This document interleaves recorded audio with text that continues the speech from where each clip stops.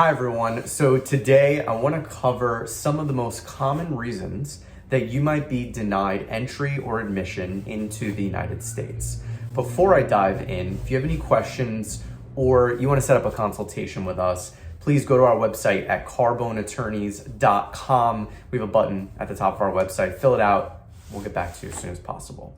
So, common reasons I might be denied entry or admission to the United States. So where does this come up? It's usually one of several situations. So either you are trying to enter the United States, you're trying to come here at either a border or an airport, you are applying for immigration benefits, or you're in deportation or removal proceedings. Under our immigration laws, these reasons of denial of entering or being admitted into the United States is known as grounds of inadmissibility. So under the Immigration and Nationality Act, there is a long list of grounds of inadmissibility. For today, I'm just gonna cover some of the most common ones under, some of these categories. It's important to take note, there are a lot of reasons why you might be denied entry or admission into the United States. So the first one is under what we'll call health-related grounds. So under the health-related grounds,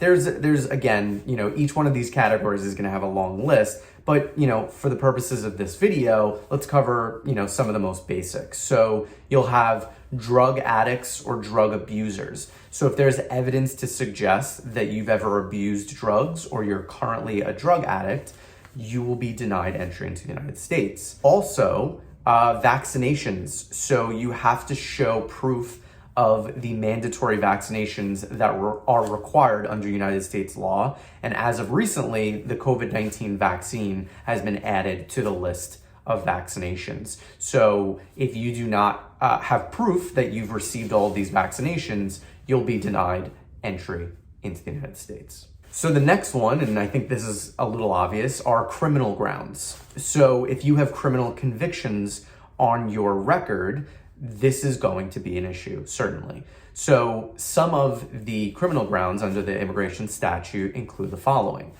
There are what are referred to as crimes involving moral turpitude. So this is one of the most heavily debated areas when it comes to immigration law, because there are so many offenses that aren't even crimes that can fall under this category. But essentially, it goes to the state of mind of the individual and things that are, considered vile, deceitful crimes or offenses of that nature. So we're talking robbery, certainly murder, burglary, and so on and so forth. Under the same category, drug offenses. So whether you've sold drugs, you've trafficked in drugs, you've been convicted of possessing certain drugs, this is gonna land you in trouble under the immigration laws. And finally, under this category, prostitution. So if you've been involved in prostitution,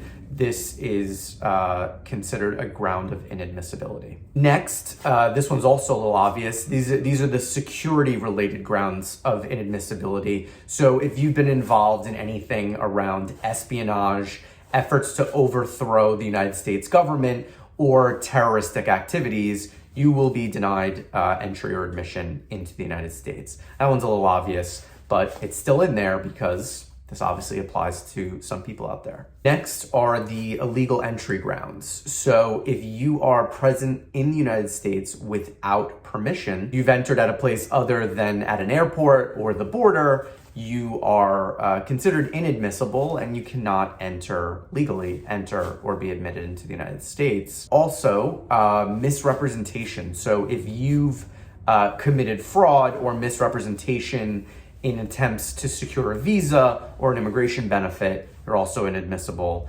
And finally, false claims to US citizenship. So if you've ever stated, whether in person or on an application or in any other capacity, that you are a US citizen and you are not, that is grounds for denying you entry and admission into the United States. Finally, we have the immigration violation section. So previous violations of immigration law. So if you've been previously removed from the United States, meaning you had deportation or removal proceedings and you were ordered removed, you cannot apply for re-entry until 5 years have passed since that time period. Finally, we have, under the same category, unlawful presence. I've mentioned this in other videos, I've touched on it on my blogs.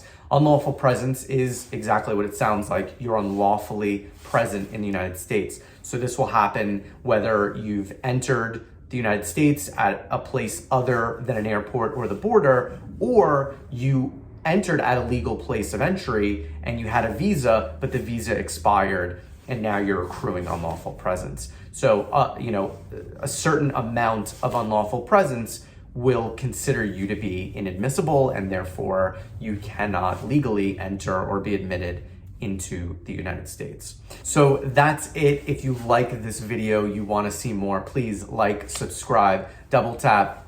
I'll keep making them.